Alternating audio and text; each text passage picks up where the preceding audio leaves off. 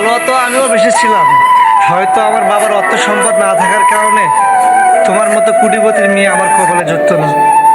আসলে তোমার বাবার অর্থ সম্পদ দেখে আমি তোমার প্রেমে পড়িনি, পড়েছিলাম তোমার রূপের মায়ায়, তোমার মেঘল কালো চুলের আর টানা টানা দুই চোখের মায়া।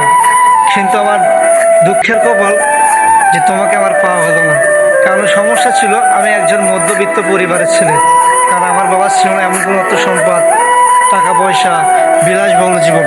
হয়তো তোমাকে আমি বিলাসবহুল জীবন দিতে পারতাম না, এটা সত্য, কিন্তু তোমাকে আমি প্রচুর পরিমাণ ভালোবাসতে পারতাম।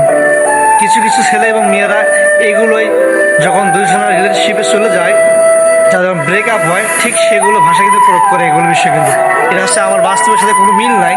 তো আমি বলবো, আগে টাকা কামাও, পানি কামাও, তারপর লাইফে এসে ফুর্তি, এনজয়, আনন্দ করো।